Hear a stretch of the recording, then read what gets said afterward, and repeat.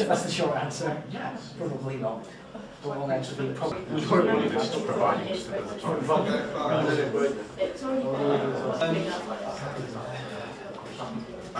answer is probably. I would imagine.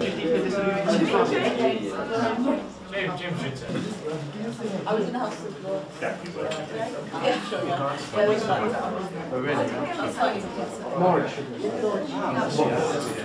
You made it. I got more excited. And not since he's whipped.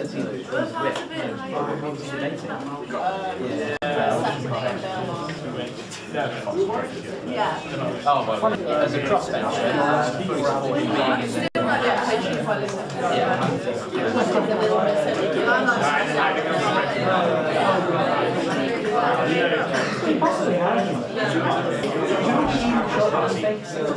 Right, good afternoon everybody.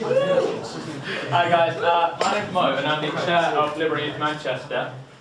Today we are joined by John Leech MP, who is a Member of Parliament for Manchester Withington. For those of you who aren't familiar with John, he was elected in 2005, overturning an 11,000 Labour majority, and since then he has become a familiar face to everyone here at the University of Manchester Student Union.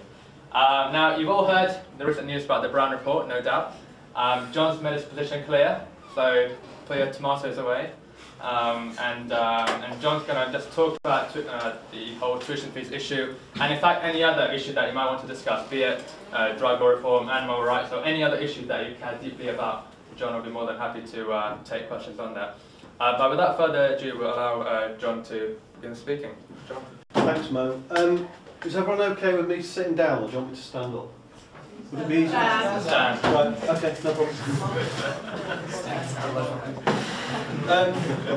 First of all, can I say thank you for inviting me? I think this has turned into an annual event for the last 3 or 4 years. And thanks to Mo for organising it and insisting that I came along, as well as helping out at Freshers' Fair. It's helpful when you're in charge of his diaries.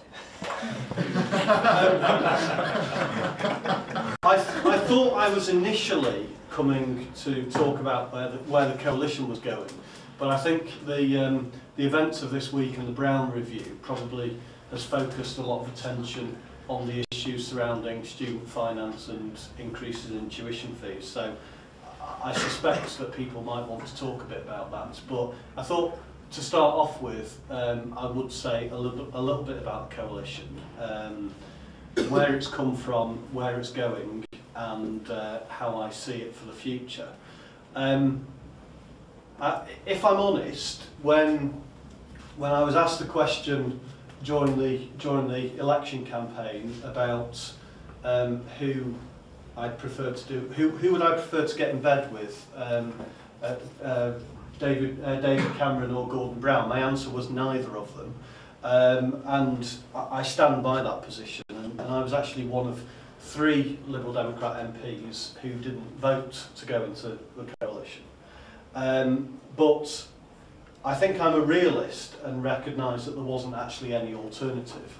There was, in theory, an option for a deal with Labour and the Nationalists. And although the figures would have been more difficult for them to stack up in terms of forming a stable government, it could have been done. But there was certainly no appetite for the Labour Party to go into a coalition. And I suppose, I'm not being critical of Labour, if I was in their position, I think the easy option would have been to go into opposition. If you compare how Labour did in 2010, on 29% of the vote, they got 258 seats, and compare that to how the Conservatives did in 1997, when I think they got about 30% or 31% of the votes, they ended up with 160 MPs. So, as far as Labour were concerned, Labour, despite in some ways having a very bad election, they came out of the election fairly unscathed. And I think, and people in the Labour Party may disagree with me, but I think from Labour's perspective, it was a lot easier to go into opposition, regroup. They've still got a very large number of MPs, 258, and it gives them an opportunity to rebuild under a new leader to try and get back into power at the next election. So I can't really blame them for ruling out the possibility of a coalition, but I think with that in mind, people should bear that in mind when they're concerned about the fact that we've gone into coalition with a party that is very, very different from us. And I think that's something that we need to start getting used to, because we're not used to coalition governments in Britain. And if you look at the differences in the manifesto between our manifesto and the Conservative manifesto, there isn't a great deal of common ground. The common ground between us and the Tories tends to be in those areas around civil liberties, where we're diametrically opposed to Labour's position. And I think if you look at our policies, policy for policy, we probably have a lot more in common with most of the policies, social and economic policies of the Labour Party rather than the Conservatives. But when there's only an option for a coalition with the Tories, we have to get into the habit of how we deal with a coalition. And I suppose we have to face facts, whether we like it or not, that when you go into coalition, there have to be some compromises.